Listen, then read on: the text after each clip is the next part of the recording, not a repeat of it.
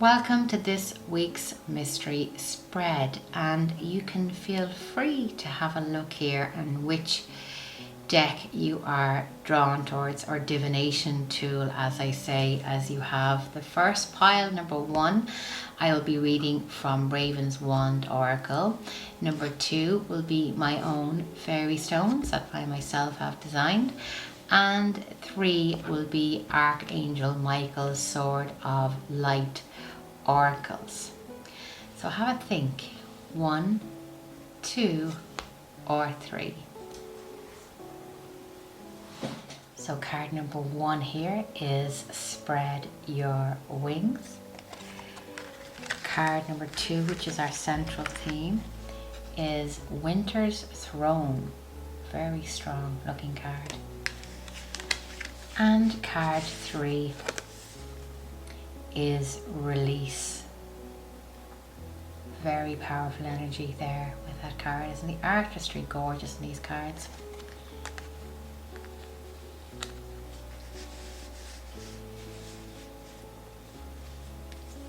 So, for pile number 1, the first things I'm picking up on here is all about independence and assertiveness. And the energy that jumps at me here is almost this feeling of being held back, or having to have patience, or waiting and biding your time here. And the time for action is now drawing soon and close. And so here with the release energy, it's almost like a burst of energy moving forward. You have that potential, you have been dormant for a while, and now your creative abilities, your dreams, things are being unlocked for you. Now, sometimes I get this card if you've been through a period of I would almost say illness, sickness, recovery, having to self-isolate in some way, and finally you're getting your energy and your strength back after a period of recuperation. It can be after a breakup where you're finally beginning to feel like yourself again, or you have broken away from narcissistic people or influences, and the shroud of doubt and shame is beginning to fall from your eyes, and you're becoming back more and more closer to your authentic self. And so the Spread Your Wing card is very, very important for you this week, as it will be very much about looking into things, researching things, even just a playful adventure, going somewhere that you may never have gone before, going to a coffee shop on your own, doing fun things. Something like the Artist Way here I would encourage you to look into, as that is all about a journey for the creative self and one of self-exploration, which is a really lovely energy. But I love the presence here of the seagull, as to me it's all about crossing water, planning a trip, just doing something here for fun, for joy, for creativity. I mean, she's robed in pink, and she has a wooden sword, which would be more symbolic of the mind, as it is all about intellect and willing to kind of break out of your own comfort zone. So really gorgeous energy this week, which sees you try something new, do something new, come out of your comfort zone. And the resulting card here is their energy release, and that can be a pent-up release here. It can be trapped grief, it can be what you thought your life would look like. It's surrendering how you thought you would be in your life, or where you thought you would be in your life, that you're coming to this point and moment in your life here where you're accepting who you are, where you are.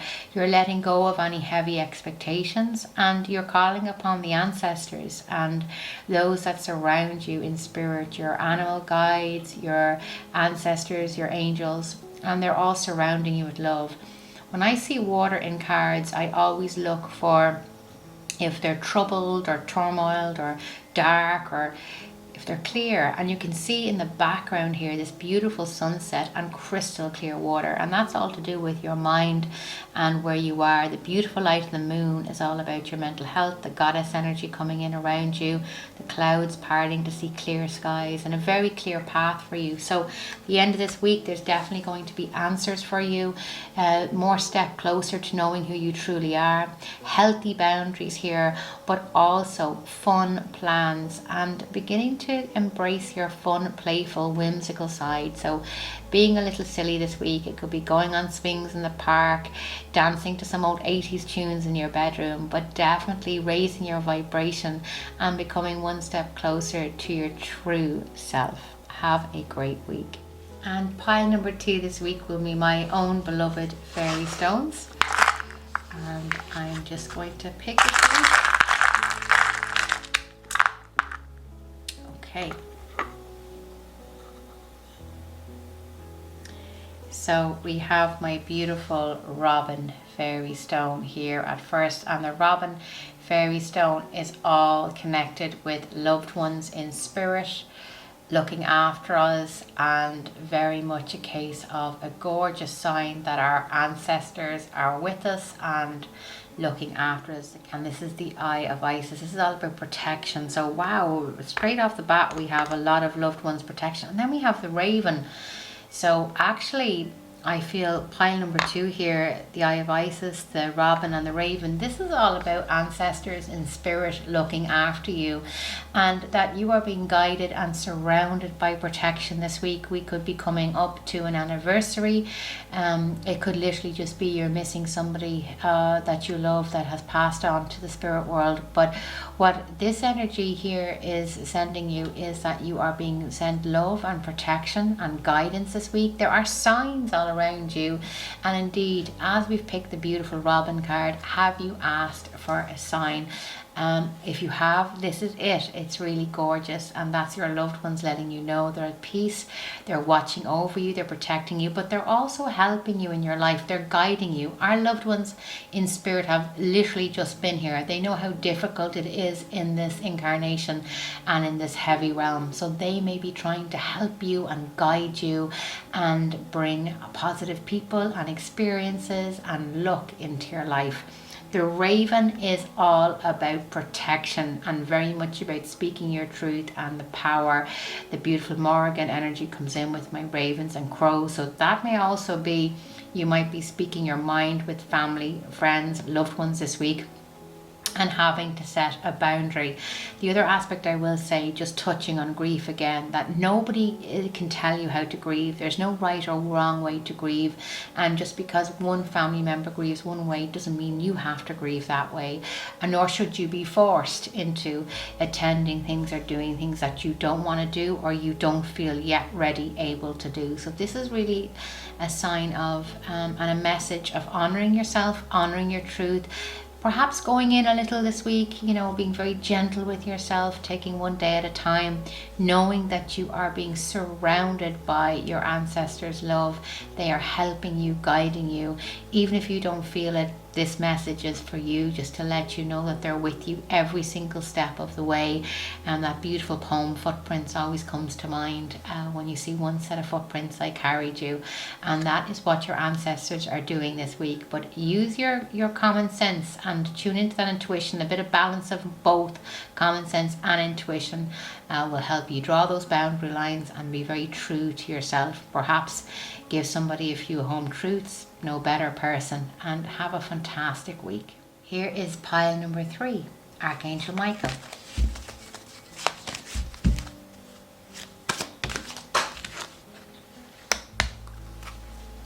Okay, and one went flying over the table. So interesting. That was embrace this magical moment.